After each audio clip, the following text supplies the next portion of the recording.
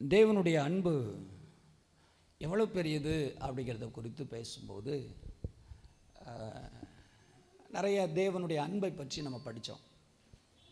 இன்றைக்கும் அதே போல் தான் நான் பிதாவினுடைய அன்பை குறித்து உங்களோடு பேச விரும்புகிறேன். இன்றைக்கு பேச வேண்டியது என்னென்னா, பிதாவின் அன்பினால் உண்டான மாற்றங்கள். ஒரு மனிதனுடைய வாழ்க்கையில் தேவனுடைய அன்பு எவ்வளோ பெரிய மாற்றத்தை கொண்டு வருது அப்படிங்கிறத பற்றி நான் உங்களுக்கு நான் சொல்ல போகிறேன். ஆகவே பாருங்கள், தேவனுடைய அன்பு ஒரு நிபந்தனையற்ற அன்பு. எந்த ஒரு நிபந்தனையின் அடிப்படையில் தேவனுடைய அன்பு செயல்படாது. அவருடைய அன்புக்காக நீங்கள் ஏதாவது இழக்க வேண்டியது இருக்குமா அல்லது கொடுக்க வேண்டியது இருக்குமா அப்படின்னா கிடையாது. தேவனுடைய அன்பு அது அவரிடத்திலிருந்து இலவசமாக உங்களுக்கு கொடுக்கப்பட்டிருக்கிறது, கிடைக்கிறது. அதனால் அது நிபந்தனையற்றதுன்னு சொல்லணும். அது நிபந்தனையின் அடிப்படையில் அன்பு இயங்குவதில்லை.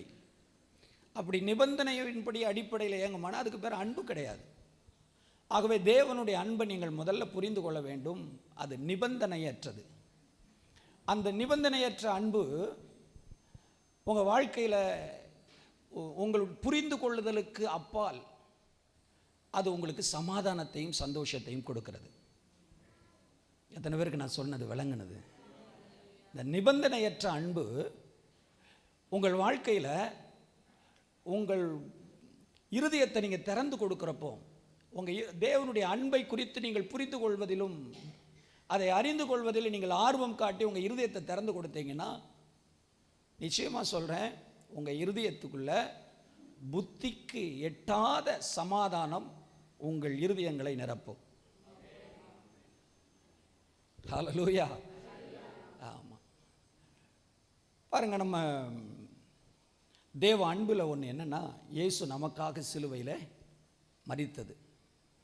அந்த சிலுவையில் ஆண்டவர் மரித்தப்போ, அந்த இயேசு மரித்த போது அவருடைய இரத்தத்தினுடைய வல்லமை, அதை நீங்கள் புரிந்து கொள்வீர்கள் என்றால் நிச்சயமாக அந்த ஆண்டவருடைய அன்பை நீங்கள் உண்மையிலே அறிந்து கொண்டவங்களாக மாறிடுவீங்க.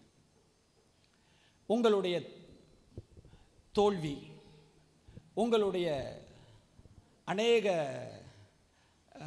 பாவ சாபங்கள், என்ன சொல்ல போனால் நீங்கள் மன்னிக்கவே பட முடியாது அப்படின்னு நினைக்கிற நிறைய பாவங்கள், தோல்விகள், குறைவுகள், இதை எல்லாவற்றையும் மாற்றுவதற்கு தேவனுடைய இரத்தத்திற்கு வல்லம் இருக்கிறதுன்னு ஒருத்தன் விசுவாசிப்பான் என்றால், அது நிச்சயமாக உங்கள் வாழ்க்கையில் இருக்கிற பெரிய பெரிய தோல்வியை கூட ஜெயமாய் மாற்றிவிடும்.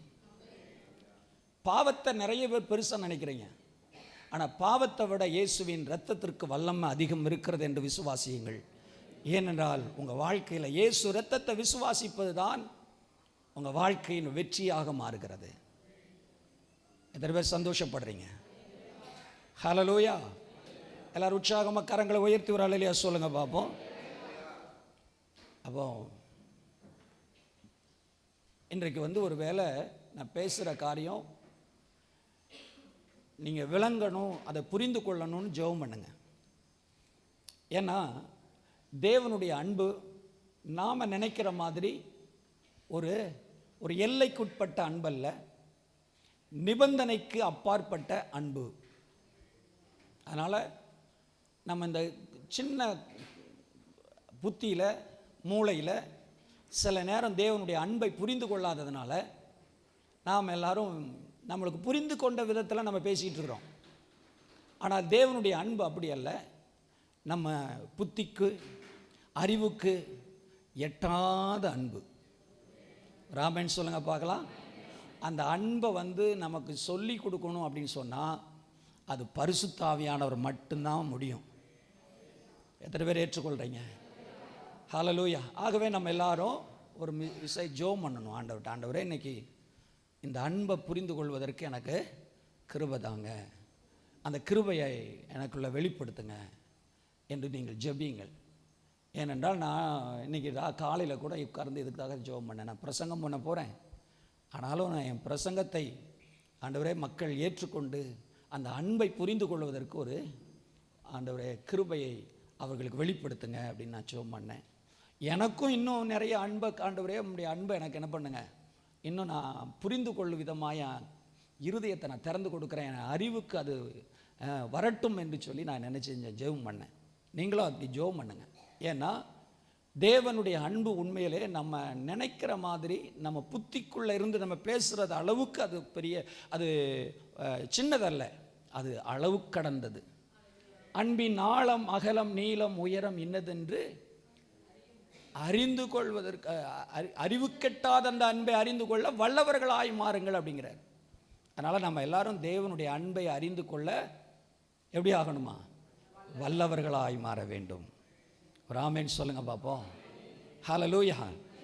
ஆகவே நம்ம முதல்ல கவனிப்போம், தேவனுடைய நீதியை இலவசமாய் பெற்றுக்கொள்வது எப்படி. தேவனுடைய நீதியை நம்ம யாருமே நம்முடைய கிரியைகளினால், நம்மளுடைய செயலினால், நம்முடைய நாம் செய்யக்கூடிய எந்த ஒரு செயல்பாட்டினால் அந்த நீதியை பெற்றுக்கொள்ள முடியாது. அந்த தேவ நீதி என்பது உங்களுக்கும் எனக்கும் கொடுத்திருப்பது இலவசமாகவே தேவன் கொடுத்திருக்கிறார். ஹல்லேலூயா.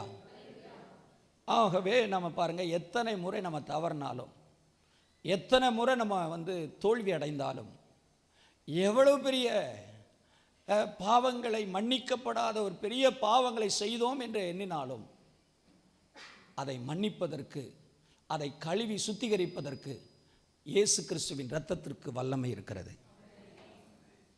ஹல்லேலூயா. அந்த இரத்தத்தை குறித்த வல்லமையை நீங்கள் புரிஞ்சுக்கோங்க. பாவத்தை குறித்த வல்லமை எப்படி நீங்கள் புரிந்து கொண்டு, நான் இவ்வளோ பெரிய பாவம் பண்ணிட்டேன், அது ஆண்டவரே மன்னிக்க முடியாத பெரிய பாவம் தான் பண்ணிட்டேன்லாம் சிலர் பேசுகிறாங்க. இல்லை அன்பானவர்களே, எந்த பாவத்தையும் மன்னிப்பதற்கு, எந்த பாவத்தையும் சுத்திகரித்து உங்களை பரிசுத்தமாக மாற்றுகிறதற்கு வல்லமை, பாவத்தை விட இயேசுவின் இரத்தத்திற்கு வல்லமை இருக்கிறது. ஆமென். ஏசாயா தீர்க்க தரிசன புஸ்தகம் 1ஆம் அதிகாரம் 18வது வசனத்தை நீங்கள் வாசித்து பாருங்கள். உங்கள் பாவங்கள் சிவேர் என்று இருந்தாலும், எப்படி சோவப்பாக இருந்தாலும், உறைந்த மலையை போல் வெண்மையாகும். எப்படி இருந்தா?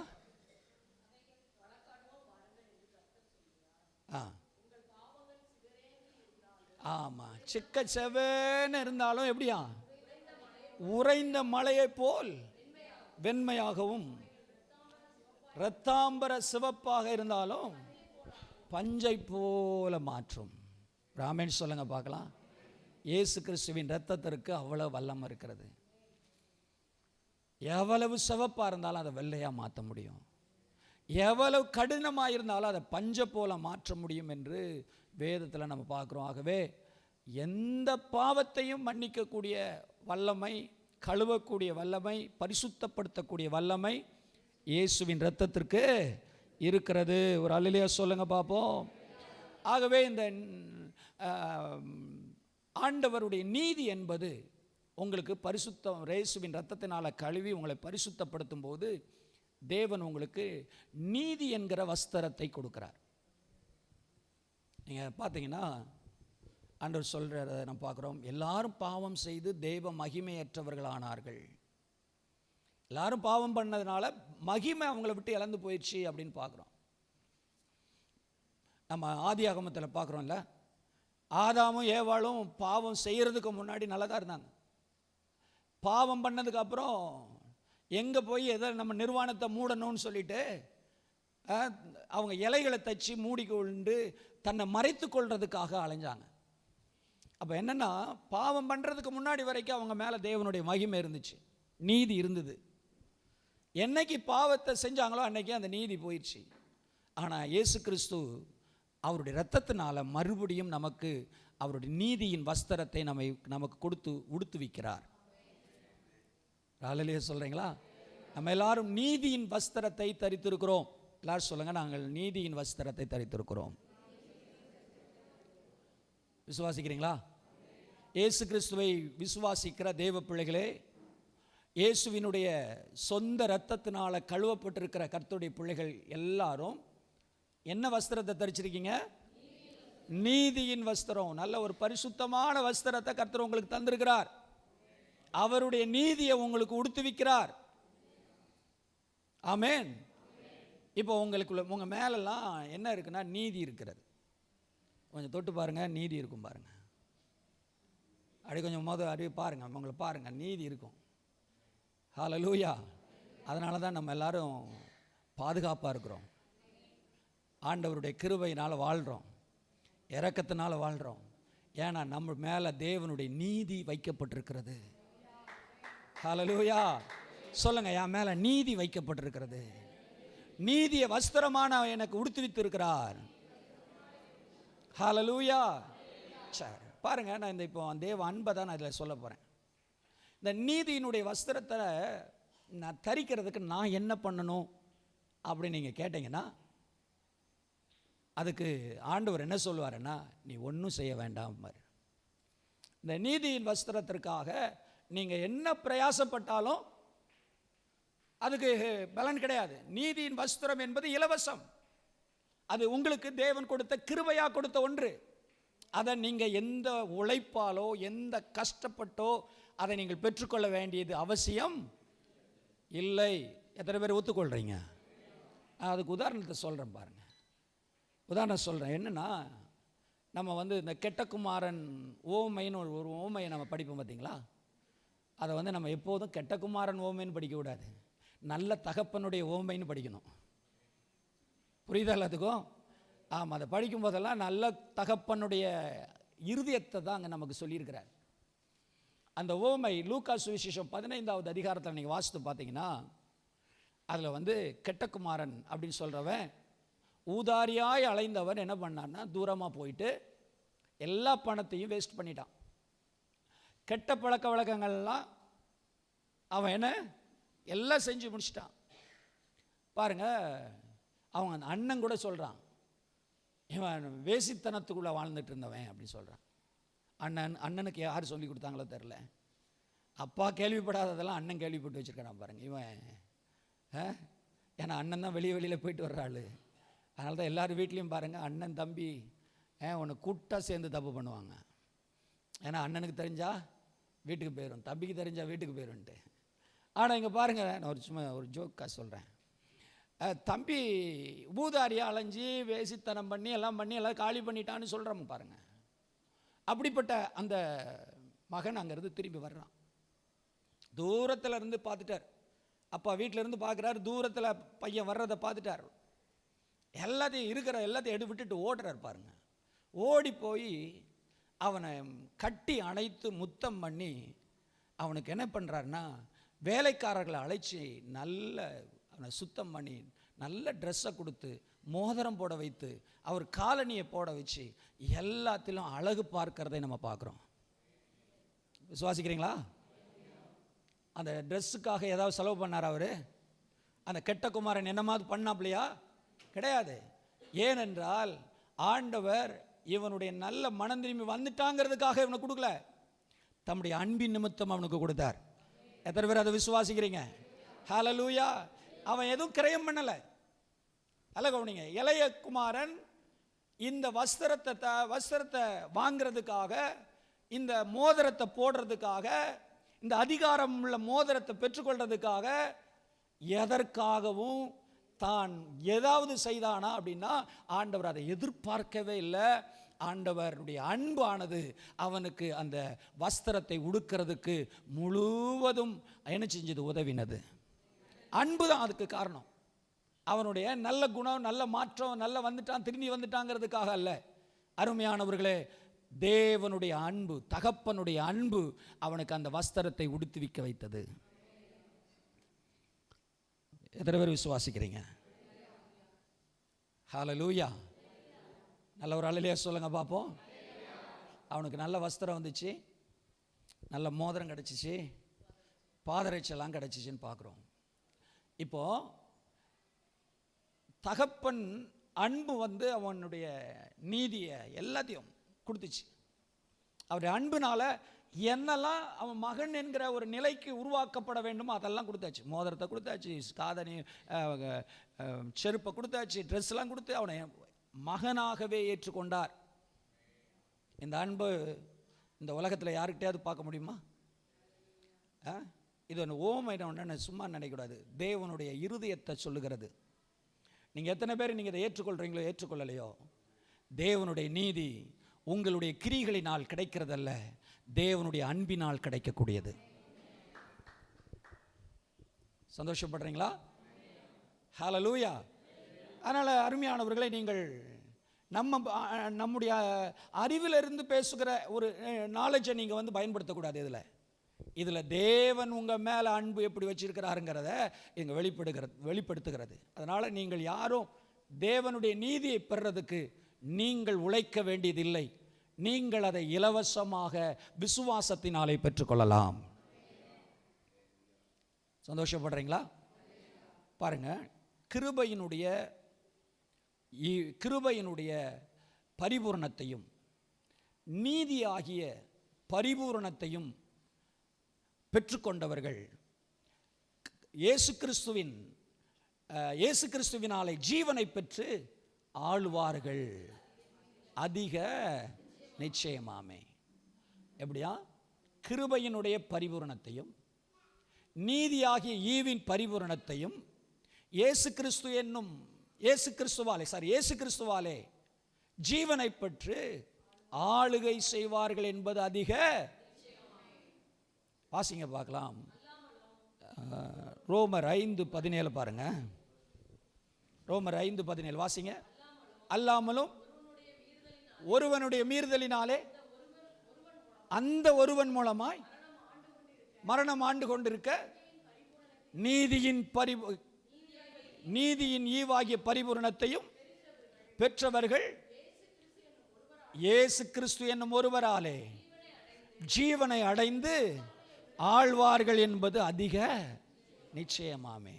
அப்போ பாருங்க, இந்த ஆளுகை என்பது ஒரு காரியம். ஆளணும் அப்படிங்கிறது என்னன்னா, உங்கள் வாழ்க்கையில் இருக்கிற துன்பத்தை, உங்களுக்கு வாழ்க்கையில் வர்ற இன்னல்களை, உங்கள் வாழ்க்கையில் வர்ற தோல்வியை நீங்கள் ஏற்றுக்கொள்வதில்லை. அதன் மேலே நீங்கள் ஆளுகை செலுத்துகிற அந்த உரிமை, அந்த அதிகாரம் எப்படி வருது அப்படின்னு சொன்னால், இந்த ஈவின் பரிபூரணத்தையும் நீதியாகிய ஈவின் பரிபூரணத்தையும் இயேசு கிறிஸ்துவினுடைய கிருபையின் பரிபூரணத்தையும் பெற்றுக்கொண்டவர்கள் அந்த ஆளுகைக்குள்ளே போகிறாங்க. நீங்கள் ஆள முடியும், நீங்கள் ஆளணும். நீங்கள் அடிமையாக இருக்கக்கூடாது. நீங்கள் ஒரு அடிமையின் ஆட்கள் அல்ல. உங்களை தேவன் அடிமையாக இருப்பதற்கல்ல, ஒவ்வொன்றையும் நீங்கள் ஆளுவதற்காகவே கர்த்தர் உங்களுக்கு இந்த கிருபையின் பரிபூரணத்தையும் நீதியாகிய பரிபூரணத்தை கொடுத்திருக்கிறார். இப்போ நீங்கள் எல்லாரும் உண்மையாக எப்படின்னா ஆளுகிறவர்கள். ராமேன் சொல்லுங்க பார்ப்போம். எல்லாரும் சொல்லுங்க, நான் ஆள பிறந்தவன், நான் ஆளக்கூடியவன், நான் ஆளுவேன். ஆமேன். எதை? சூழ்நிலை ஆளணும், வியாதி ஆளணும். ஆமேன். உங்களுக்கு விரோதமாக எதெல்லாம் எழும்பி இருக்கிறதோ அதையெல்லாம் நீங்கள் ஆள்றதுக்காகவே கர்த்தர் இதெல்லாம் உங்களுக்கு வச்சிருக்கிறார். இது உங்களுக்கு கர்த்தர் கொடுத்த சுதந்திரம். இது உங்களுடைய ஒர்க்குனால் வர்றதில்லை, உங்கள் கிரிகளினால் வர்றதில்லை, உங்களுடைய செயல்பாட்டினால் வர்றதில்லை. நீங்கள் உங்களை நான் ஒரு ஆண்டவருக்கு முன்னாடி ஒரு நீதியாக காண்பிக்கணுங்கிறதுனால வர்றதில்லை. இது எதில் வருதுன்னா, தேவனுடைய கிருபையினால் இலவசமாய் கொடுக்கப்படுகிறது. ராமேன் சொல்லுங்களேன். அப்போ உண்மை என்னன்னா, விசுவாசத்தை கொண்டு நீங்கள் பெற்றுக்கொள்வதும் ஆளுகை செய்வதும் உங்களுக்கு கொடுக்கப்பட்ட உரிமை. ஆமேன். எல்லாரும் சத்தமாக சொல்லுங்க. விசுவாசிப்பதின் மூலமாய் பெற்றுக்கொள்வதையும் தவிர ஆளுகை செய்வதற்கு வேறு வழி இல்லை. ஆமேன். விசுவாசத்தினால உன்னை பெற்றுக்கொள்வதும் ஆளுகை செய்வதுமே உங்களுக்கான வழி. வேற ஒன்றும் நீங்கள் ஒன்றும் பண்ண முடியாது. ஆண்டவரை பிரியப்படுத்துறதுக்கென்றோ அல்லது ஆண்டவரை நன்மைகளை பெற்றுக்கொள்வதற்கோ நீங்கள் கிரியை செய்ய வேண்டிய அவசியம் இல்லை. அதை கர்த்தர் விரும்புவதில்லை. ஹல்லேலூயா. அப்போ பாருங்க, கிருபை என்பது நமக்கு அளிக்கப்பட்டிருக்கிற ஒரு மிகப்பெரிய ஒன்று. கிருபையையும் ஈவின் நீதியாகிய ஈவின் பரிபூரணத்தை பெறுறதுக்கு நீங்கள் ஒன்றே ஒன்று செய்யணும். அது என்னென்னா, ஆண்டவர் சமூகத்தில் உங்களை தாழ்த்தி, நான் ஆண்டவரே உம்முடைய கிருபையை நான் விசுவாசிக்கிறேன், உம்முடைய நீதியை விசுவாசிக்கிறேன் என்று சொல்லி நீங்கள் தன்னைத்தானே தாழ்த்தி தேவ சமூகத்தில் ஜெபிப்பீர்கள் என்றால் உங்கள் வாழ்க்கையில் நீங்கள் ஆள்றதுக்குரிய அனைத்தையும் சுதந்திரித்துக் கொள்ளுகிறீர்கள். ஹல்லேலூயா. நீங்கள் கிருபையை பெற்றுக்கொள்றதுக்கு ஒரு தகுதி வேணும் அப்படின்னு நீ நினைக்காதீங்க. நிறைய பிரசங்கம் மாதிரி இதை தான் சொல்கிறாங்க. என்ன பிரசங்கம் பண்ண கேட்குறாங்க சொல்கிறாங்கன்னா, கிருபையை பெறணுமா அதுக்கு ஒரு தகுதி வேணுங்க. நீங்கள் ஆண்டவர்கிட்ட ஒரு நன்மையை பெறணுமா அதுக்கு நீங்கள் எந்த அளவுக்கு நீங்கள் உழைக்கிறீர்களோ அதுக்கேற்ற மாதிரி தான் ஆண்டவர் பலன் தருவார். நீங்கள் எந்த அளவுக்கு கஷ்டப்படுறீங்களோ அதுக்கேற்ற பலனை தான் உங்களுக்கு தருவார். நீங்கள் எவ்வளவு பாடுபடுறீங்களோ அதுக்கேற்ற ஆசீர்வாதம் தான் உங்களுக்கு கிடைக்கும். எந்த அளவுக்கு நீங்கள் ஜெபத்தை நீட்டுறீங்களோ அந்த அளவுக்கு தான் உங்களுக்கு அபிஷேகம் வரும். இது பார்த்தீங்கன்னா அந்த பதிலுக்கு பதில் பரிவர்த்தனை நீ செய்வாங்க பாருங்க. பரிவர்த்தனைங்கிற வார்த்தை டிரான்சாக்ஷன் பார்த்துருக்கீங்களா? அதாவது ஒரு பொருளை நம்ம வாங்குறோன்னா அதுக்கு பதில் ஒன்று காசை அதுக்குரிய விலையை நம்ம கொடுக்குறோம். இதுதான் பரிவர்த்தனை, டிரான்சாக்ஷன் சொல்கிறது, எக்ஸ்சேஞ்சுன்னு சொல்கிறது. நீ செஞ்சனா அதுக்கேற்ற பலன், நீ இவ்வளோ கொடுத்தனா இதை உனக்கு நான் அனுப்புவேன். இது தேவனுக்கும் நமக்கும் உள்ள டீலிங்னு அவங்க நினச்சிட்டு இருக்கிறாங்க. ஆனால் தகப்பனுக்கும் பிள்ளைக்கும் உள்ள உறவு இந்த டீலிங் கிடையாது. எத்தனை பேர் விசுவாசிக்கிறீங்க? இது அப்பாவினுடைய அன்பிலிருந்து வருகிற கிருபையாக கொடுக்கப்படுகிற ஒன்று. எத்தனை பேர் அதை விசுவாசிக்கிறீங்க? ஹல்லேலூயா. இன்னைக்கு நிறைய பேர் இந்த பரிவர்த்தனையில் அதிகமாக செயல்படுறாங்க. இதில் தான் கஷ்டப்பட்டுட்டு இருக்கிறாங்க. நான் சொல்கிறேன், நிறைய பேருடைய வாழ்க்கை இன்றைக்கு ஆளுகைக்குள்ளே வராமல், ஆளுகை என்ற அந்த நிலைக்கு வர முடியாமல் இருப்பதற்கு காரணமே ஆண்டவரோட டீலிங் வச்சுக்கிட்டது தான். நான் இவ்வளோ கஷ்டப்பட்டு உழைக்கிறேனோ அந்த அளவுக்கு கர்த்தர் எனக்கு தருவார். அப்பாவை தப்பாக புரிஞ்சுக்கிடுறது, அப்பாவை தவறாக புரிந்து கொண்டு அவங்களோட செய்கிறது, இது ஒரு நியாயப்பிரமாணத்தினுடைய ஒரு செயல்பாடு. பாருங்கள், இது அன்பினுடைய செயல்பாடு அல்ல. நியாயப்பிரமாணம் என்ன சொல்லுது தெரியுமா? நீ எல்லாத்தையும் கீழ்ப்படிந்தன்னா உனக்கு அதுக்குரிய ஆசீர்வாதம், அப்படி கீழ்ப்படியலைன்னா சாபம். நீ நியாயப்பிரமாணத்தை நீங்கள் எடுத்து நீங்கள் வாசித்து பாருங்க. நீ செஞ்சா உனக்கு ஆசீர்வாதம், நீ செய்யலைன்னா என்னது சொல்லுங்க? சாபம். ஆமாம், ஃபுல் அண்ட் ஃபுல்லாக அதை கரெக்டாக செஞ்சு முடிச்சிடணும், அவ்வளோ நீ சாபத்துக்குள்ளே போயிடுவேன். ஆனால் கிருபை அப்படி சொல்லலை. புதிய ஏற்பாட்டில் தேவனுடைய கிருபை என்ன சொல்லுது அப்படின்னா, நீ விசுவாசித்தால் ஆசீர்வாதத்தை பெறுவாய். ஆமென். கிருபையை நீ விசுவாசித்தால் ஆசீர்வாதம், தேவனுடைய அன்பை விசுவாசித்தால் ஆசீர்வாதம். நீங்க பாருங்க, எபேசியர் நிருபம் 1ஆம் அதிகாரம் 3வது வசனத்தை நீங்க வாசித்து பாருங்க. அதுல நமக்கு சொல்லப்பட்டிருக்கு பாருங்க.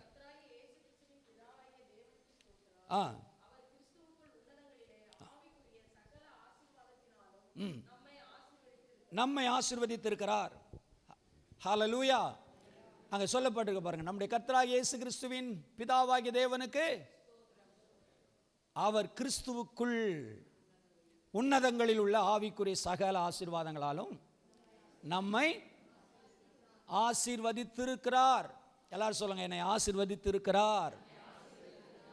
என்னை ஆசீர்வதித்தது இயேசு கிறிஸ்துவின் மூலம். ஆமென். விசுவாசிக்கிறீங்களா? நீங்க எப்படி ஆசீர்வதிக்கப்பட்டிருக்கீங்கன்னு? இயேசு கிறிஸ்துவின் மூலம், உங்களுடைய கிரியைகளின் மூலம் அல்ல. நீங்க ஆண்டவருக்கு ஒரு காரியத்தை செஞ்சு அந்த ஆசீர்வாதத்தை பெற்றுக்கொள்ளணும்னு நினைக்கிறது ஆண்டவருடைய இருதயத்தை புண்படுத்துவது. எப்படின்னா, நான் உங்களுக்கு ஒரு காரியத்தை சொல்கிறேன் பாருங்க. உங்கள் பிள்ளைகளுக்கு உங்கள் வீட்டில் உங்கள் பிள்ளைக்கு நீங்கள் ஒரு நல்ல ஒரு கிஃப்ட் கொடுக்கணும்னு நினைக்கிறீங்க. ஒரு நல்ல அவங்களை சந்தோஷப்படுத்துவதற்கு ஏதுவான ஒரு நல்ல கிஃப்ட் கொடுக்குறீங்கன்னு வச்சுக்கோங்க. கொடுக்கறதுக்கு ரெடி பண்ணி வச்சு அவங்கள கூப்பிட்டு கொடுக்குறீங்க. அந்த பிள்ளை சொல்லுது, நான் இதெல்லாம் வாங்க மாட்டேன், அதுக்கான கிரயத்தோடு நான் செலுத்தி நான் கஷ்டப்பட்டு நான் உழைத்து தான் இந்த கிஃப்டை வாங்குவேன் அப்படின்னு சொன்னால் நீங்கள் என்ன நினைப்பீங்க? உங்கள் இருதயம் எப்படி இருக்கும்? என் பிள்ளை நான் கொடுக்குற என் இருதயத்தின் அன்பிலிருந்து கொடுக்கக்கூடிய அந்த கிஃப்டை எப்படி தான் வாங்குவேன்னு சொல்லுது. சொல்லுங்க. உழைச்சி கஷ்டப்பட்டு நானாக அதை சம்பாதித்து அதை நான் எடுத்துக்கொள்வேன், வாங்கிக்கொள்வேன், நீ இங்கே தர்றதெல்லாம் எனக்கு ஒன்று வேண்டாம் அப்படின்னு சொல்கிற மாதிரி. நான் சொல்கிறேன், இன்றைக்கி கர்த்தருடைய பிள்ளைகளே, தேவன் உங்களுக்காக இலவசமாக கிருபையாக உங்களுக்கு கொடுத்துருக்கிற சகல நன்மைகளையும் நீங்கள் விசுவாசமாக அவருடைய கிருபையினால் கொடுக்கப்பட்ட ஒவ்வொன்றையும் பெற்றுக்கொள்வதற்கு நீங்கள் ஆயத்தமாகுங்கள். எத்தனை பேருக்கு நான் சொல்லுது புரிஞ்சிருக்குது? ஹல்லேலூயா. நீங்கள் பிரயாசப்பட்டு உழைக்கிறதுனால நான் பெற்றுக்கொள்வேன்னு சொன்னால் நீங்கள் இருதயத்தை ஆண்டவருடைய இருதயத்தை நீங்கள் காயப்படுத்துங்கன்னு அர்த்தம். நீங்களே, நான் உங்களுடைய வழியிலே நான் வர்றேன் சொல்கிறேன் பாருங்கள். உங்கள் பிள்ளைகளுக்கு நீங்கள் கிஃப்ட் கொடுக்கும்போது நான் சொன்னேன், அதை பாருங்கள், எத்தனை வேதனை வரும், எவ்வளோ கஷ்டம் வரும். அப்போது ஆண்டவருடைய இருதயம் என்ன அப்படின்னா, உங்களிடத்தில் நிபந்தனையோட உங்களிடத்தில் ஒரு காரியத்தை பெற்றுக்கொள்ளணுங்கிறதுக்காக ஆண்டவர் உங்கள்கிட்ட எதிர்பார்க்கறது இல்லை, அவர் எதிர்பார்க்காமல் உங்கள் மீது அன்பு காட்டுகிறார். ஹல்லேலூயா. அந்த கெட்ட குமாரன் சொல்லப்படுற அந்த இளைய மகன் வீடு திரும்பி வரும்போ அவனை எதிர்பார்க்காத ஒரு அன்பை அவர் கொடுத்து அவனை அணைத்து முத்தம் செய்து தன் வீட்டிற்கு எல்லா விதமான ஒரு இருதயத்தில் ஒரு விதத்திலும் கூட அவனை கசப்பே இல்லாமல் அவனை கூட்டிகிட்டு வந்து அரவணைத்து தம்முடைய பிள்ளையாக ஏற்றுக்கொள்கிறார்.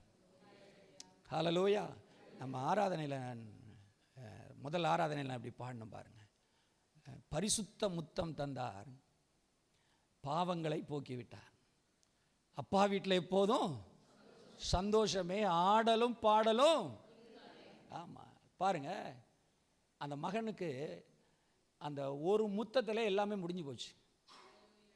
விசுவாசிக்கிறீங்களா? நல்ல ஒரு அலையிலே சொல்லுங்க பார்ப்போம். அப்பா என்னை மன்னிப்பாரா மன்னிக்க மாட்டாரான்னு அவன் பயந்துக்கிட்டு கூலி வேலைக்காவது நான் வருவேன்னு வந்திருக்கிறான். ஆனால் அப்பா ஒரே முத்தத்தில் எல்லாத்தையும் காலி பண்ணிட்டார். ஆமென். காரணம் என்னன்னா, அவருக்கு தன்னுடைய மகன் வந்துட்டாங்கிறதே அவருக்கு பெரிய சந்தோஷம். அதனால் அவனிடத்தில் இருக்கிற தவறை பார்க்கவில்லை, அவனிடத்தில் தமது அன்பை வெளிப்படுத்துகிறார். இதுதான் ஆண்டவருடைய அன்புங்கிறது. அதுதான் நம்ம நினைக்கிறோம், ஆண்டவர் அப்படிலாம் இருக்க மாட்டார், இப்படிலாம் இருக்க மாட்டார், இப்படி இருக்க மாட்டார், அப்படி இருக்க மாட்டார் நம்ம யோசிக்கிறோம். ஆனால் பைபிள் தான் நமக்கு சொல்லிக் கொடுக்குதுங்க தேவனுடைய அன்பு எப்படி இருக்குன்னு சொல்லிட்டு. உங்களிடத்துலேருந்து எதிர்பார்க்காத விதத்தில் அவர் முழு அன்பையும் காட்டுகிறவர் நம் ஆண்டவர். விசுவாசிக்கிறீங்களா? ஹல்லேலூயா. ஆகவே கவனிங்க, அந்த இளைய மகனுடைய ஒரு சம்பவத்தை நம்ம படிக்கிறோம்ல, அதில் ஒரு சம்பவத்தை நான் உங்களுக்கு சொல்கிறேன் பாருங்க. தேவனுடைய அன்பு எப்படி இருக்கும், மனுஷனுடைய அதாவது மகனுடைய புத்தி எப்படி இருக்கணுங்கிறத உங்களுக்கு சொல்கிறேன் பாருங்க. அந்த மகன் வரும்போதே என்ன சொல்லிட்டு வர்றான்னா, எங்கள் அப்பாட்ட போவேன், அங்கே என் வேலைக்காரங்க, அங்கே அப்பாவுடைய வேலைக்காரங்க, அவன் என்ன சொல்லியிருக்கணும், எங்கள் அப்பா வீட்டில் இருக்கிற எல்லா வேலைக்காரங்க எங்கள் வேலைக்காரங்க நல்ல திருப்தியாக சாப்பிடுவாங்க, நல்லா இருப்பாங்க, அப்படி சொல்லிட்டு வந்திருக்கணும்ல. எங்கள் வீட்டில் எங்கள் அப்பா வீட்டில் என்னது வேலைக்காரங்க கூட நல்ல திருப்தியாக சாப்பிட்டு நல்லா இருப்பாங்க. ஆகவே நான் அவர்களுடைய வீட்டில் போய் ஒரு கூலிக்காரனாக போய் என்ன பண்ணுவேன், நான் என்னை வைத்து கொள்ளும் என்று நான் கேட்பேன் அப்படின்னு சொல்லி தான் திரும்பி வர்றான். ஒரு காரியத்தை புரிந்து கொள்ளுங்கள், மனுஷனுடைய அதாவது மகனுடைய இருதயம் எப்படி இருக்குதோ அதெல்லாம் அவருக்கு மேட்ரு கிடையாது. அவருக்கு நான் எவ்வளோ அன்பு காட்டுறேங்கிறத அவன் புரிஞ்சுக்கிடணுங்கிறதுக்கு தான் ஆண்டவர் அங்கே வர்றார். அந்த மகன் நான் போய் எங்கள் அப்பாட்ட கூலி வேலை பார்க்கணுன்னு நம்ம நினைக்கிறோம், தாழ்மையாக எவ்வளவு தாழ்மையாக வந்திருக்கிறான்ட்டு. தாழ்மை கிடையாது. நான் எங்கள் அப்பா வீட்டுக்கு போனாலும் நான் என் வேலை செஞ்சு நான் சாப்பிட முடியும், நான் பிழைக்க முடியும் என்ற அந்த ஆணவத்தில் வர்றான். நல்லா புரிந்து கொள்ளுங்கள். நான் எங்கள் அப்பா வீட்டில் போனாலும் நானாக உழைச்சி சாப்பிட்டுக்கிடுவேன், என்னால் பிழைக்க முடியும், எனக்கு இருக்கு தைரியம் அப்படிங்கிற அந்த இதில் தான் வர்றான். அவன் அப்பா கிட்ட வந்து நான் மன்னித்து என்னை பிள்ளையாக ஏற்றுக்குவாங்க அப்பான்னு சொல்லலை. நான் கூலிக்காரனாக வேலை பார்க்குறதுக்கு நான் ஆயத்தமாக இருக்கிறேன், நான் உழைச்சி நான் என்ன செய்வேன், வாழ்வேன். இன்றைக்கு நிறைய விசுவாசிகளுடைய வாழ்க்கை தான் இருக்குது பாருங்கள். நான் போய் எங்கள் அப்பாக்கிட்ட உண்மையான விதத்தில் நான் போய் மன்னிப்பு கேட்டேன், என்னை பிள்ளையை ஏற்றுக்காங்கப்பா, நான் தான் தப்பு செஞ்சிட்டேன் அப்படின்லாம் சொல்லி வர்றது கிடையாது. நான் எங்கே போனாலும் வேலை தான் செய்வேன், நான் அங்கே போனாலும் என்னுடைய நீதியை காமிச்சு தான் ஆவேன், அங்கே போனாலும் என்னால் எனக்கு நான் என்னுடைய பலத்தை எவ்வளோ காண்பிக்க முடியுமோ அவ்வளோ காமிக்கிறதுக்கு தான் நான் முன்வருவேன் அப்படின்னு தான் சொல்கிறாங்க. கர்த்தருடைய பிள்ளைகளை கவனிங்க. ஆனாலும் தேவன் அன்புள்ளவர், தன்னுடைய மகனை அவர் ஏற்றுக்கொள்கிறவராக இருக்கிறார். புரிஞ்சவங்க ஒரு அல்லேலூயா சொல்லுங்க பார்ப்போம். ஹல்லேலூயா. ஆமாம், அவனுடைய ஆணவம், அவனுடைய அதாவது என்னால் கிரியை செய்ய முடியும், என்னால் வேலை செய்ய முடியும், என்னால் பிழைப்புக்கு தேவையானதை நான் செய்ய முடியும், இது அப்பாட்ட வந்து கேட்குறான். ஆனால் அப்பா வந்து இவனுடைய இதெல்லாம் ஒன்றையும் அவன் கேட்கவே இல்லை, இவர் சொல்கிறத ஒன்றும் பொருட்படுத்துக்கல. அவர் கூட்டிகிட்டு போய் அவன் தன்னுடைய மகன் என்கிறதை அவனுக்கு வெளிப்படுத்தி கொடுக்கிறார். என் இருதயம் எப்படி இருக்குதுங்கிறத காமித்து கொடுக்கிறார். ஒரு அல்லேலூயா சொல்லுங்க. ஆகவே நம்ம எல்லாரும் புரிந்து கொள்ளணும், மகனுடைய எண்ணம் என்ன, மகனுடைய இருதயம் எப்படி அப்படிங்கிறது இல்லை, நம்ம அப்பாவினுடைய இருதயம் எப்படி இருக்கிறங்கிறதை ஒருவன் புரிந்து கொண்டால் அவன் அப்பாவோட எப்போதுமே உறவில் இருக்க முடியும். ஆமென். சந்தோஷப்படுறீங்களா? இன்னொரு சம்பவத்தை நான் உங்களுக்கு சொல்லிடுறேன். மூத்தவனை குறித்து நான் சொல்கிறேன். நம்ம எல்லாரும் இளையவனை பற்றியே பேசிட்டு போங்களா, நிறைய நேரம் கேட்டிருக்கோம்ல. மூத்தவனை குறித்து நான் உங்களுக்கு சொல்கிறேன் பாருங்கள். மூத்தவன் என்ன சொல்கிறாரு அங்கே பார்த்தீங்கன்னா, கொட்டு மேளம் நடனம் எல்லாம் அங்கே நடக்குது. ஏன்னா இளைய மகன் திரும்பி வந்துட்டான், அப்பாவுக்கு ஒரே கொண்டாட்டம், அப்பாவுக்கு ஒரே சந்தோஷம். ஆகவே என்ன பண்ணான்னா, இதெல்லாம் நடந்துகிட்ருக்கு, கொட்டு மேலெல்லாம் அடித்து ரொம்ப அங்கே சமையல்லாம் நடந்துகிட்ருக்கு, கமான்னு நல்ல வாசனைலாம் வந்துட்டுருக்குது. இவன் உள்ளே நுழையிறான். நுழைஞ்ச உடனே கேட்குறான், இது என்னப்பா கேட்குது, நான் காலையில் வேலைக்கு போகும்போதெல்லாம் ஒன்றும் இல்லையே, இப்போ திடீர்னு கொட்டு மேலெல்லாம் நடக்குது, எனக்கு ஒன்றுமே தெரியலையே அப்படின்னு வேலைக்காரனை கூப்பிட்டு கேட்குறான். நேராக அப்பாட்ட போய் கேட்டிருக்கணும். இவன் போய் என்ன பண்ணுறான், வேலைக்காரன்ட்ட கேட்குறான். ஏன் அப்படின்னு கேட்குறான். வேலைக்காரன் சொல்கிறான், அவங்க தம்பி இருக்காமல, அவன் திரும்பி வந்துட்டான், உங்கள் அப்பாவுக்கு ஒரே சந்தோஷம்.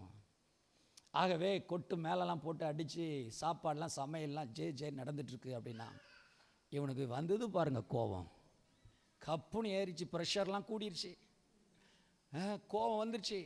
வீட்டுக்கு உள்ளே போகலை பாருங்க, வீட்டுக்கு உள்ளே போகலை, அப்படியே வெளியே நின்றுட்டு இருக்கான். அப்பா வந்து கேட்குறாரு, என்னப்பா விஷயம்? அதுக்கு அவன் சொல்கிறான், வாசிங்க பாப்பா அந்த வசனத்தை. எத்தனாவது வசனம்? 29 வாசிங்க.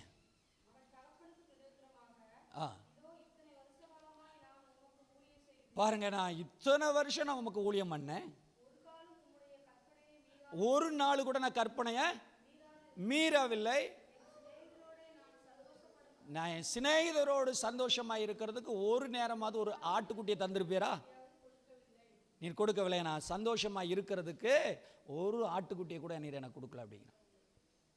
நல்லா கவனிங்க, இந்த மூத்த மகன் அப்பா கூட தான் இருக்கிறான்.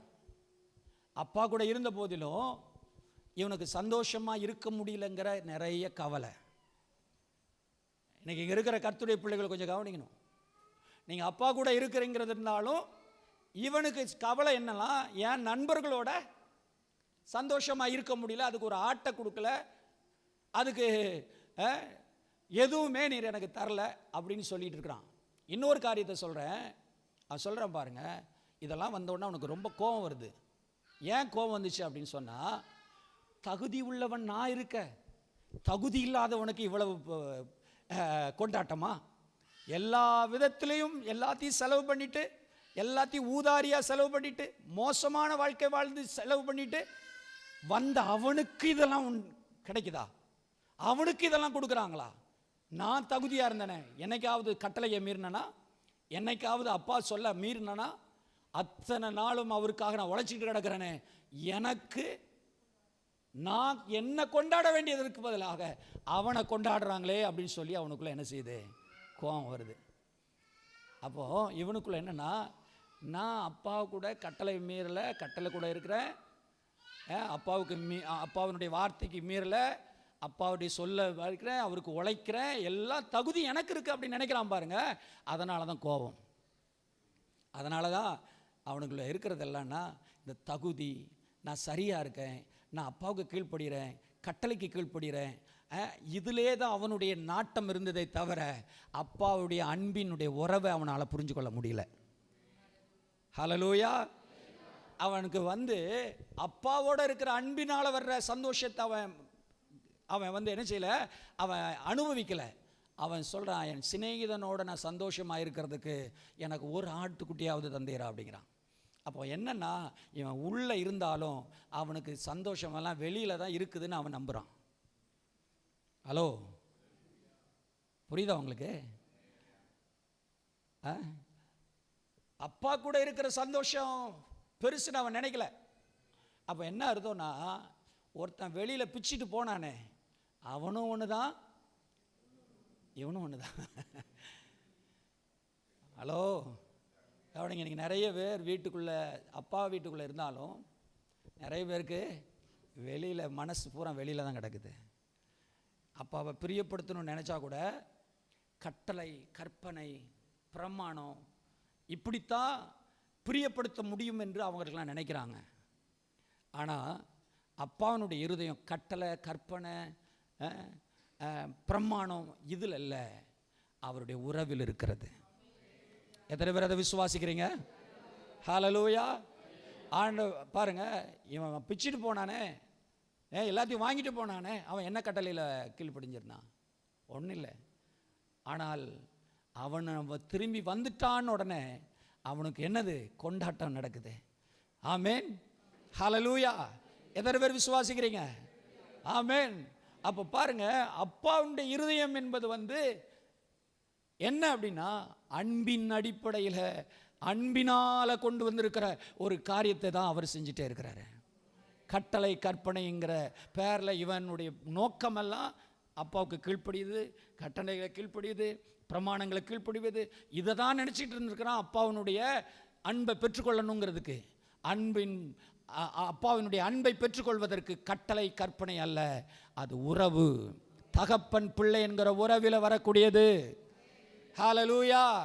ஆகவே கட்டளையை கடைபிடிச்சிட்டேன், கற்பனையை கடைபிடிச்சிட்டேன், சரியாக இருக்கிறேன் அப்படிங்கிறதுனால என்னை அப்பா ரொம்ப நேசிப்பார் அப்படின்னு நினைக்காதீங்க. அந்த அன்பு எப்படி அறிவித்து கொள்வீர்கள் என்றால், அவரோடு இருக்கிற உறவில் தான் உங்களுக்கும் அப்பாவுக்கும் இடையில் இருக்கிற அந்த அன்பு வெளிப்படுகிறது. புரிஞ்சவங்க மட்டும் கைகளை தட்டி ஆண்டவரை மகிமைப்படுத்துங்க பார்ப்போம். நீங்கள் நினைக்கலாம், என்ன பாஸ்டர் இப்படிலாம் சொல்கிறீங்க, அப்போ நாங்கள் இஷ்டப்படிலாம் வாழ்ந்தால் எங்களுக்கு ஆண்டவருடைய கிருபை எல்லாம் இருக்குதுன்னு நாங்கள் நம்புகிறதா? அப்படி மனம் போல் நம்ம செய்யலாமா, மனம் போல் போகலாமா அப்படின்னு நீங்கள் கேட்கலாம். நான் ஒரு காரியத்தை நான் உங்களுக்கு சொல்கிறேன். இந்த கெட்டகுமாரன் கதையில் உங்களை வச்சு நீங்கள் இப்போ கற்பனை பண்ணி பாருங்கள். நீங்கள் அப்பாவை விட்டு தூரமாக போயிட்டீங்க.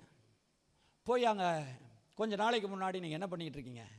அங்கே பன்றி மேய்க்கிற இடத்துல அங்கே இருக்கிற உணவை சாப்பிட முடியாமல், அழுக்கு வஸ்திரத்தோட, கையில் காசு இல்லாமல், ஒரு தரித்திர நிலையில் நீங்கள் இருக்கிறத கற்பனை பண்ணி பாருங்கள். அங்கேருந்து நீங்கள் வீட்டுக்கு வரணும்னு நினைக்கிறீங்க, வீட்டுக்கு வந்துட்டீங்க. அப்பா அந்த நிலையை விட்டு அப்படியே ஒரு நிமிஷத்தில் அப்படியே மாற்றிட்டார். இப்போது தன்னுடைய பிள்ளையாக அவர் எடுத்துக்கிட்டார். இப்போ நல்ல வஸ்திரம், நல்ல மோதிரம், நல்ல செப்பல், நல்ல ட்ரெஸ்ஸு, நல்ல சாப்பாடு அங்கே நடக்குது, நடந்துட்டுருக்கு.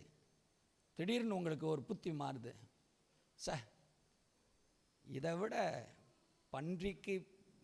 பன்றிக்கு முன்னாடி நின்று சாப்பிட்றதுக்கு ஏங்கிட்டு இருந்தோம், அது எவ்வளோ இன்ட்ரெஸ்டாக இருந்துச்சு, எவ்வளோ நல்லா இருந்துச்சு, அங்கே போய் இருக்கணும் அப்படிங்கிற ஒரு எதிர்மறையான எண்ணம் உங்களுக்கு தோணுமா? ஹலோ, தோணுமா? தோணாது? சத்தமாக சொல்லுங்கள். இந்த அன்பு உங்கள் வாழ்க்கையை மாற்றுங்க. நீங்கள் நினைக்கிறீங்க ஏதோ அன்பு ஆண்டவர் எல்லாம் மன்னிச்சிடுவார் அப்படின்னு சொல்லிக்கிட்டே இருக்கிறதுனால நம்ம எப்படியும் வாழலாம் அப்படிங்கிற மாதிரி இவர் பேசுகிறாருன்னு நீங்கள் நினைக்கக்கூடாது.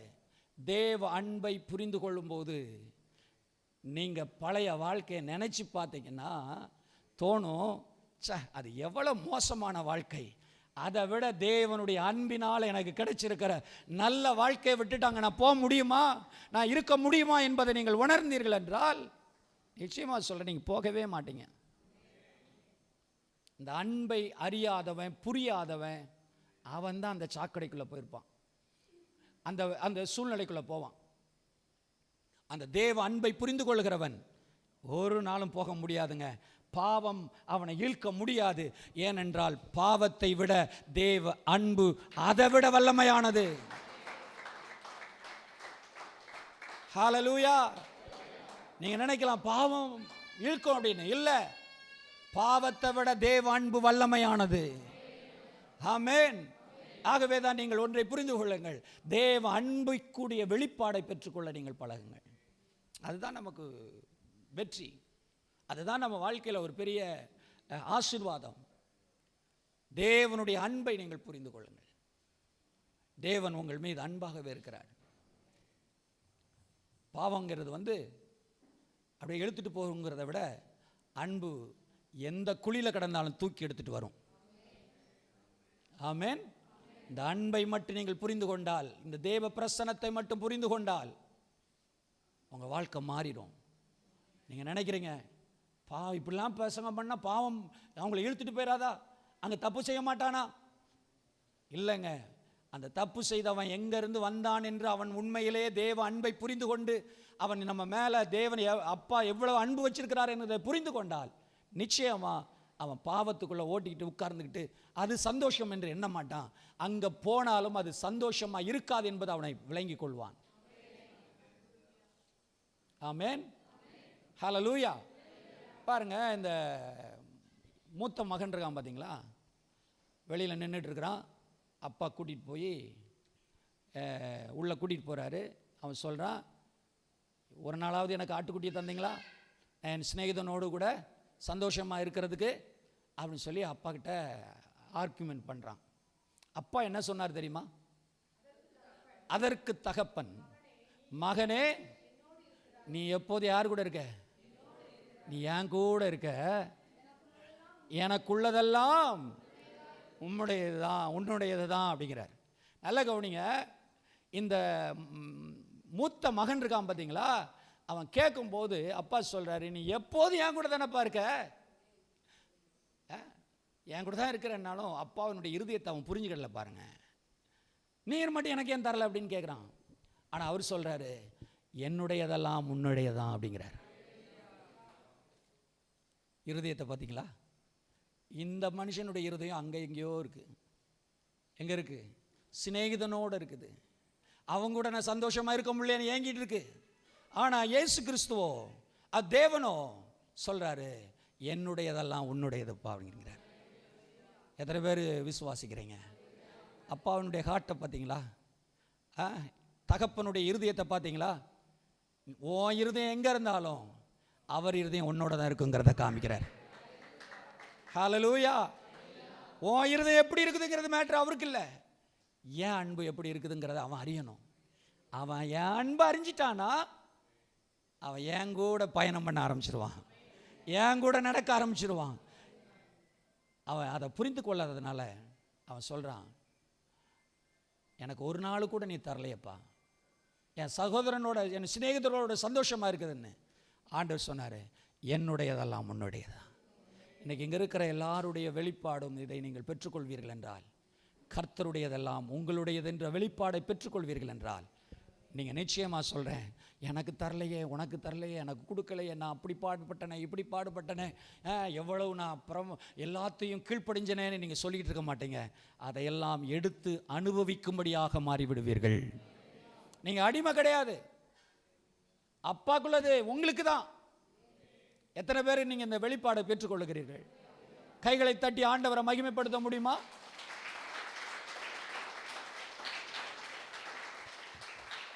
சொல்லுங்க பாப்பா, எங்க அப்பாவுடையதெல்லாம் சொல்லுங்க, என் அப்பாவினுடையதெல்லாம் என்னுடையது.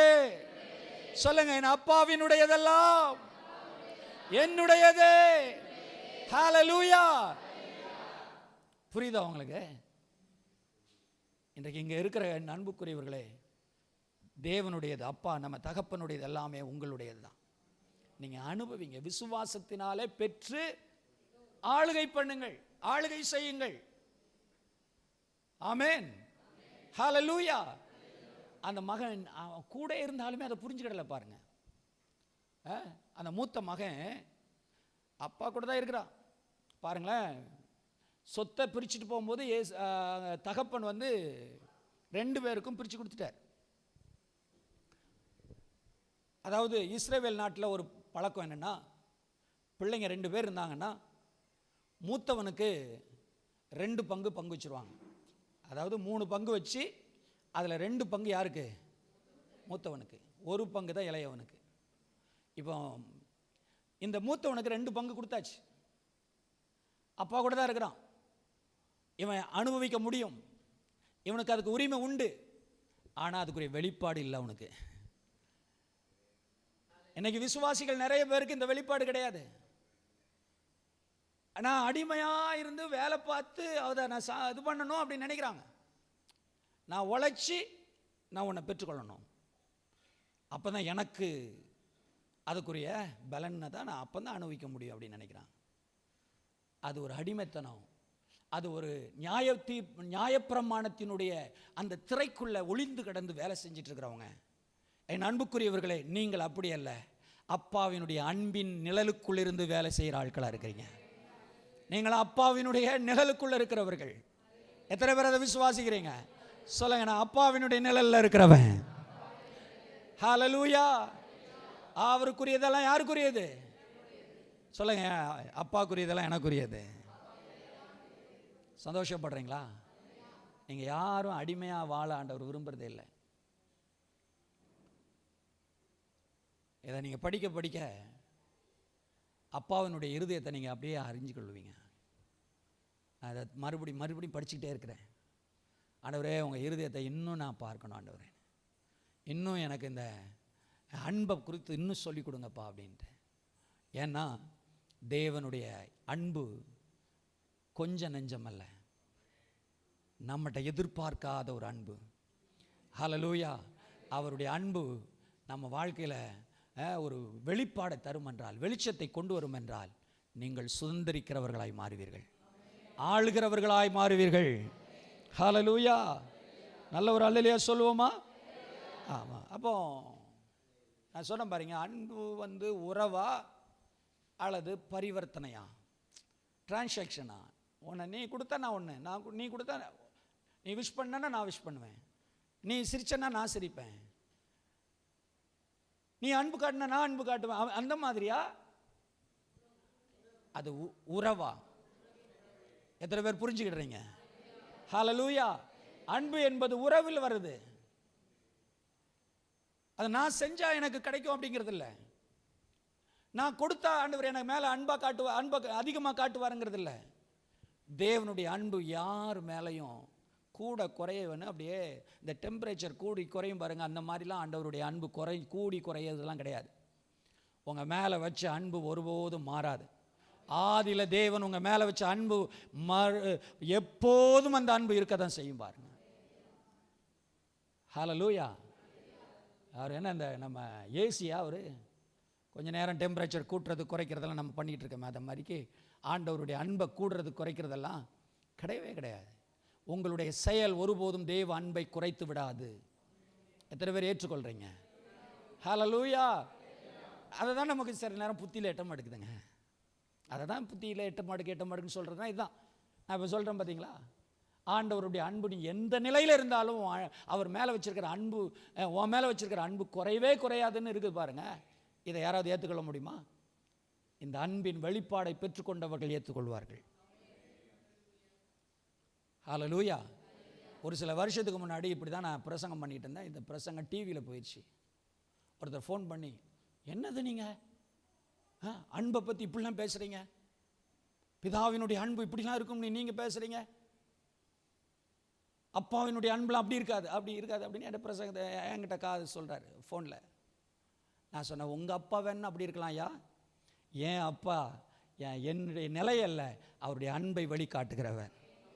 நான் சொன்னேன், உங்கள் அப்பா வேணா கொடூரமாக இருக்கலாம், அடிக்கலாம், கத்தி எடுத்து கூட குத்தலாம், வெட்டலாம், எப்போதும் கத்தி வச்சுக்கிட்டு அப்படி அல்லது ஒரு அருவாளை வச்சுக்கிட்டு என்ன தப்பு பண்ணுறேன்னு சொன்னால் உடனே ஒரு காதை வெட்டுறது, கையை வெட்டுறது, அப்படி பண்ணிக்கிட்டு இருக்கலாம். ஆனால் எங்கள் அப்பா காதையும் வெட்ட மாட்டார், கையும் வெட்ட மாட்டார். அவர் அன்பிலேயே என்னை மயக்கிடுவார். அவர் அன்பே என் வாழ்க்கையை திருத்திடும். அவர் அன்பு முகத்தை பார்த்தாலே என் இருதயம் மாறிடும். என்னம்மா அப்பா இந்த மகள் இந்த தகப்பன்ட்ட இப்படிலாம் தப்பு பண்ணால் அது நல்லா இருக்குமா அப்படின்னு சொல்லி அதிலிருந்து நான் வெளியே வந்துடுவோம்ப்பா அப்படின்னு நான் சொன்னேன். ஒரு அல்லையே சொல்லுங்க பார்ப்போம். இன்றைக்கு அநேகருடைய வாழ்க்கையில் கர்த்தருடைய பிள்ளைகளே தேவனுடைய அன்பை தவறாக புரிந்து கொள்வதனால் அவங்க தவறான விதத்தில் அவங்கள ஆண்டவரை திருப்திப்படுத்துறதுக்காக பிரியப்படுத்துறதுக்காக வாழ்கிறாங்க. ஆனால் நீங்களும் நானும் தேவ அன்பை கண்டுகொள்வோம், தேவ அன்பை புரிந்து கொள்வோம். தேவ அன்பு, நான் என்ன நிலையில் இருந்தாலும் என்னை நேசிக்கிற ஒரு தகப்பன், அவருக்கு நான் துரோகம் பண்ண மாட்டேன். அவர் முகத்தை நான் பார்த்தாலே அன்பு வழிந்து கிடக்கிற அந்த அன்பில் என் வாழ்க்கை மாறுமே அல்லாமல் அவரை மீறி ஒன்றும் செய்ய முடியாது என்பதை நான் விளங்கிக் கொள்றேன்னு சொல்றவங்க மட்டும் கைகளை தட்டி ஆண்டவரை மகிமைப்படுத்துங்க.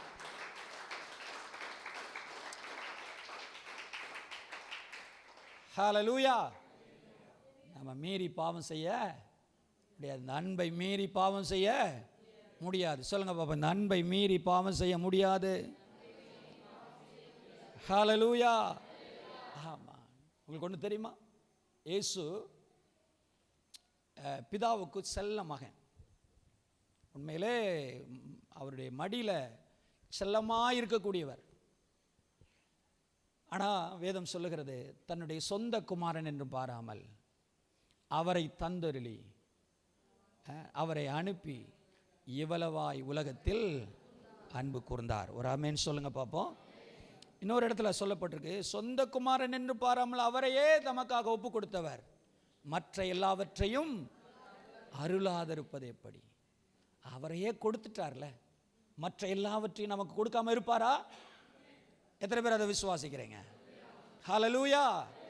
சொல்லுங்க, எனக்காக சொந்த குமாரன் என்றும் பாராமல் இயேசுவே எனக்காக ஒப்பு கொடுத்தவர் மற்ற எல்லாவற்றையும் எனக்கு அதிகம் நிச்சயத்தோடு தருவார். ஆமென். சொல்லுங்க, எனக்கு எல்லாவற்றையும் தருவார் என்று நான் நிச்சயிக்கிறேன். எல்லாம் தருவார் என்று நான் நிச்சயிக்கிறேன். ஹல்லேலூயா. அல்ல கையை தட்டி ஆண்டவரை மகிமைப்படுத்துவோம். பாருங்க, தேவனுடைய அன்பு தான் வாழ்க்கையை மாற்றுகிறது. ஆமென். தேவனுடைய அன்பு நம்ம வாழ்க்கையில் வர வர வர பாருங்க, இந்த ரெண்டு இளையவனும் அப்படி தான் இருக்கிறான், மூத்தவனும் அப்படி தான் இருக்கிறான். ரெண்டு பேரும் சொல்லப்போனால் குறைஞ்ச ஆள் கிடையாது. அவன் என்ன சொல்கிறான்னா, வீட்டுக்குள்ளே இருந்துக்கிட்டு அப்பாவை நேசிக்கிறது அந்த அன்பை இருதயத்தை புரிஞ்சுக்கிடல. ஒருத்தன் வெளியில் போயிட்டு உள்ளே வர்றான், அப்பவும் ஆண்டவருடைய அன்பை புரிஞ்சுக்கிடலை, அவன் தகப்பனுடைய அன்பை புரிஞ்சுக்கல. ஆனால் இவங்க புரிந்து கொள்கிறாங்களோ இல்லையோ, என் அன்பை நான் அவங்களுக்கு புரிய வைக்கணுன்ட்டு அவர் செயல்பட்டார் பாருங்க. ஒவ்வொரு காரியமும் ஒவ்வொரு அன்பையும் அவர் வெளிப்படுத்திகிட்டே இருந்தார் பாருங்க. இந்த அன்பை வெளிப்படுத்தும் போது தான் நம்ம வாழ்க்கையில் ஒரு சமாதானம், ஒரு பெரிய ஆண்டவரோடு கூட விசுவாசம் வைக்கிற அந்த நிலை எல்லாமே அங்கே தான் உருவாகுது. ஆண்டவர் அன்பை நீங்கள் புரிந்து கொள்ளுங்கள், அப்போ விசுவாசம் கூட ஆரம்பிக்கும். ஆண்டவருடைய அன்பில் நீங்கள் வாழ பழகி பாருங்கள், அப்போ தெரியும் உங்களுடைய விசுவாசம் உங்களுக்குள்ள லெவல் கூடிக்கிட்டே போய்கிட்டு இருக்கிறத பார்க்க முடியும். ஆமென். ஹல்லேலூயா. எல்லாரும் சந்தோஷமா இருக்கீங்களா? நாம் எல்லாரும் எழுந்திருப்போம்.